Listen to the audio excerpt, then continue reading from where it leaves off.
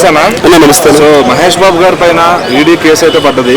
అట్లానే అల్లు అర్జున్ గారి పైన స్టూడెంట్స్ కొంతమంది కంప్లైంట్ ఇచ్చారు. వాళ్ళు చేసిన యాడ్స్ ప్రభావం తాలూకు అనమాట.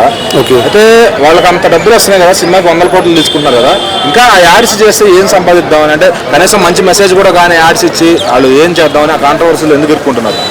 ఈ కాంట్రవర్సీ అంటే నేను ఒక మాటలో చెప్తానన్నా, అడ్వర్టైజ్ ఇవ్వడం తప్పు కాదన్నా, కానీ అడ్వర్టైజ్మెంట్ ఇచ్చేటప్పుడు దానికి అవతల వ్యక్తి కస్టమర్లు కానీ అవతల ఆడియన్స్ కానీ ఇంకొకరు కానీ అది ఆలోచించాలి.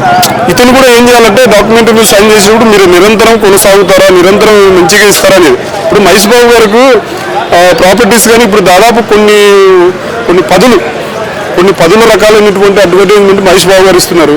అది ఇవ్వడం వల్ల ఏంటంటే ఆ డబ్బు వచ్చిన డబ్బు మొత్తం హార్ట్ సర్జరీకి, ఇవి చిన్నపిల్లలకు హార్ట్ సర్జరీ కోసం ఉపయోగిస్తున్నారు.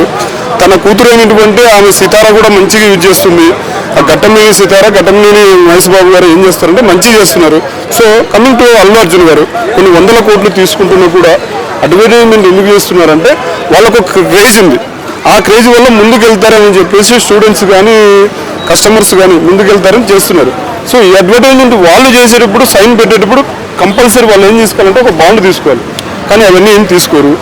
జస్ట్ ఒక 1 కోటి రూపాయలు డబ్బులు తీసుకున్నామా, చేసామా, వెళ్ళిపోయినామా, ఇలా చేస్తున్నారు. అంతెందుకండి ఈ అడ్వర్టైజ్మెంట్లు అసలు నేను చెయ్యనని పవన్ కళ్యాణ్ గారు కూడా 2003 తర్వాత పెప్సీ అడ్వర్టైజ్మెంట్ తర్వాత చేయలేదు. ప్రభాస్ గారు అస్సలు చేయలేదు. బట్ వీళ్ళు ఎందుకు చేస్తున్నారో అది అర్థం కావట్లేదు.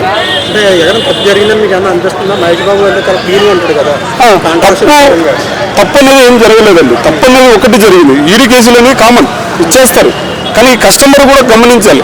ఒక ప్రాపర్టీ కొనేటప్పుడు అవుతున్నటువంటి అది ఏమంటారు రియల్ ఎస్టేట్ సంబంధించి ఆ కంపెనీ కూడా మంచిదే కాదని గూగుల్లో సెర్చ్ చేస్తే, లేకపోతే 10 మందిని కనుక్కొని అక్కడ వెళ్ళి ఆ కంపెనీ దగ్గర ఉందా లేదా ఆఫీస్ అని ఇతుకులాడి సెర్చ్ చేసి చుట్టుపక్కల రౌండప్లో అంతా వీళ్ళని కనుక్కొని ఓకేనా ఈ ప్రాపర్టీస్ మాకు వస్తుందా, రేపు పొద్దున ఫ్యూచర్లో ఎలాంటి ఇబ్బంది లేదా అని కనుక్కోవాలి.